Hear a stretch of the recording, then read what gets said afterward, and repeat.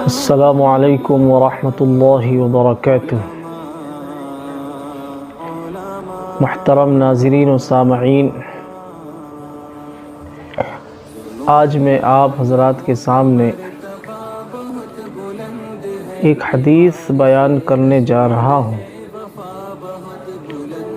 حدیث کے الفاظ کچھ اس طرح ہیں: عن عبد الله بن عمر رضی اللہ تعالی عنہ قال قال رسول اللہ صلی اللہ علیہ وسلم بنی الاسلام على خمس شہادت ان لا الہ الا اللہ وان محمدا رسول اللہ واقام الصلاة وایتاء الزکاة والحج وصوم رمضان۔ اس حدیث کے اندر یہ بیان کیا گیا ہے کہ اسلام کی بنیاد 5 چیزوں پر ہے۔ اسلام کی بنیاد وہ 5 چیزوں پر ہے، اور وہ کون کون سی ہیں؟ نمبر 1، اس بات کی گواہی دینا کہ اللہ کے سوا کوئی معبود نہیں، اللہ کے سوا کوئی عبادت کے لائق نہیں، اور حضرت محمد مصطفیٰ صلی اللہ علیہ وسلم اللہ کے رسول ہیں۔ دوسرا نمبر، نماز قائم کرنا۔ نماز ہر مسلمان بالغ مرد و عورت پر فرض ہے۔ دن میں 5 وقت کی نماز اللہ تبارک و تعالی نے ہر مسلمان بالغ مرد و عورت پر فرض کی ہے۔ نمبر 3، زکوٰۃ ادا کرنا، زکوٰۃ دینا۔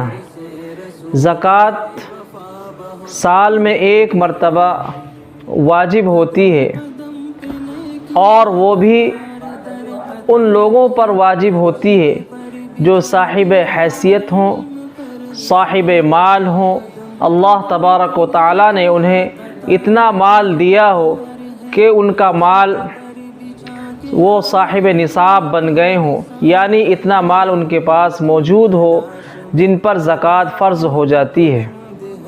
تو زکوٰۃ سال میں 1 بار ادا کی جاتی ہے، وہ بھی ان لوگوں پر جو صاحب حیثیت ہیں، صاحب مال ہیں۔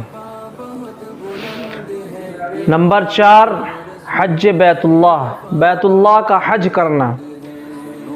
یہ بھی اللہ تبارک و تعالی نے مالدار لوگوں پر فرض کیا ہے، یعنی اتنا مال ان لوگوں کے پاس موجود ہو جو صاحب مال ہیں کہ وہ حج بیت اللہ کو آسانی سے جا پائیں اور پھر آسانی سے حج کر کے واپس آ جائیں۔ اتنا خرچہ اور اتنا پیسہ ان کے پاس ہونا چاہیے۔ یہ بھی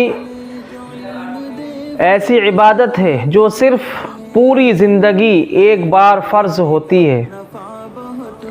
اگر اللہ تبارک و تعالی توفیق دیتا ہے اور اتنا مالدار بناتا ہے تو وہ بار بار بھی جا سکتا ہے، لیکن حج صرف 1 بار ہی فرض ہوتا ہے۔ نمبر 5، رمضان المبارک کے روزے رکھنا۔ اللہ تبارک و تعالی نے 1 مہینے کے روزے فرض فرمائے ہیں۔ جب تک رمضان المبارک کے روزے فرض نہیں ہوئے تھے تو صرف 1 روزہ رکھا جاتا تھا، 1 روزہ فرض تھا، لیکن جیسے ہی اللہ تبارک و تعالی نے رمضان المبارک کے روزے فرض فرما دیے، اب وہ 1 روزہ نفلی روزہ بن گیا ہے۔ اب یہ پورے مہینے کے روزے رکھنے ہر مسلمان بالغ مرد و عورت پر فرض ہیں۔ تو اس حدیث سے معلوم ہوا کہ اسلام کے جو 5 اہم ستون ہیں وہ کیا کیا ہیں۔